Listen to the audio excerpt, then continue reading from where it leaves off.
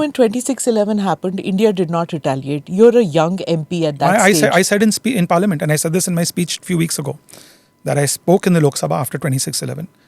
I demanded a white paper. I wanted retaliation. From your own government? From my own government. I said we should explain what happened, what went wrong.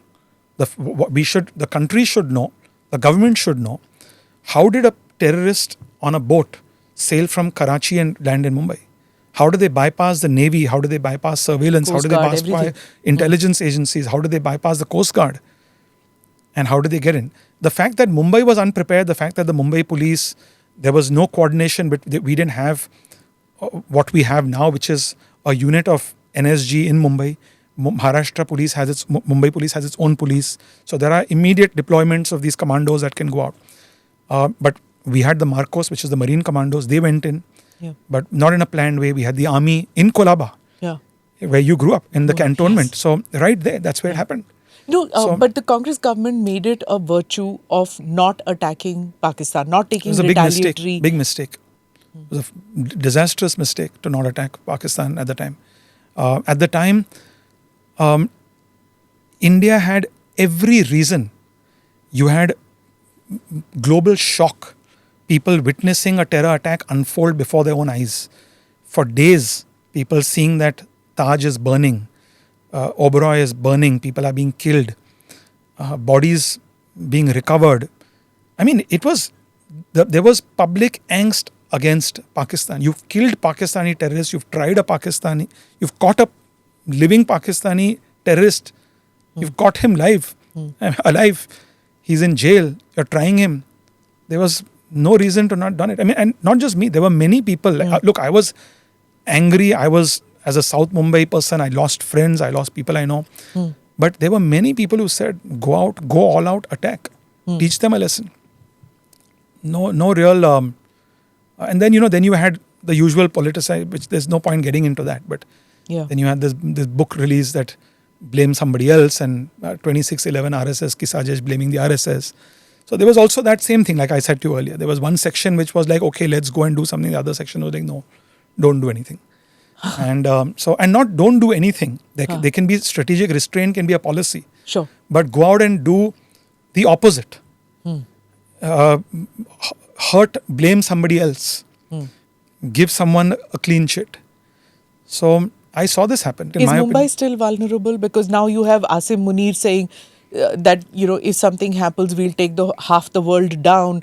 He's even said that Mukesh Ambani will be a target. I mean, these kind of bizarre statements coming from him. But then, the one part of me says that, forget it, he makes these kind of comments. But then he did it before Pahalgam attack.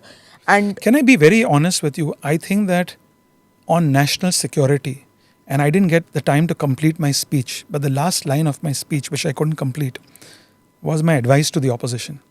And my advice to the opposition simply was, don't politicize national security. It will backfire on you. And I really believe that. I've seen 10 years of UPA when it comes to national security.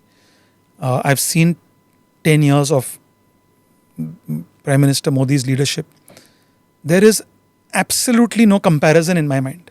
There's no comparison. It's comparing apples and oranges. It's comparing it's comparing a sword with a cannon. There's just no comparison. Okay. The fact that Mumbai today has not had a terror attack since 2011 for 14 years is proof enough that the state government, the central government have made Mumbai and India far safer. The fact that Naxalism is almost coming to an end. And I see this, I don't need to see national statistics, I see this in Maharashtra. Gadchiroli was one of, people talk about Chhattisgarh, people talk about Jharkhand. No doubt they had their share of Naxal attacks. Gadchiroli, look at what happened there.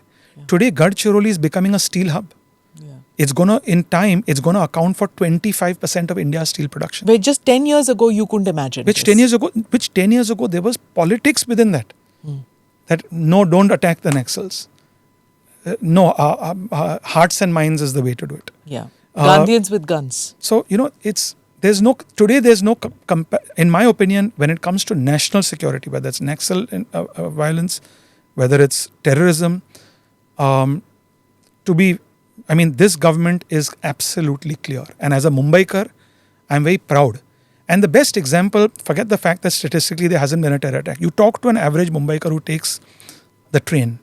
You talk to an average Mumbaikar who goes to a movie theatre. Ask them one simple question. Did you feel safer during that time or do you feel safer now? It's not on the back of their minds.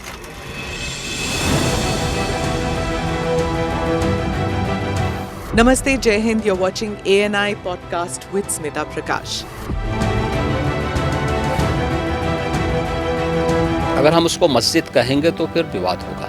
The issue is टूटा है क्या भारत? 400 पार का मतलब ये है कि संविधान खतरे में है. क्या हम लोग ये निर्देश देते हैं कि फला को गिरफ्तार करके जेल डाल दें? वही तो कह रहे हैं सब. ये बेबुनियाद निराधार आरोप. सच्चा सुनना चाहो देखो स्मिता प्रकाश ANI. It does not lie.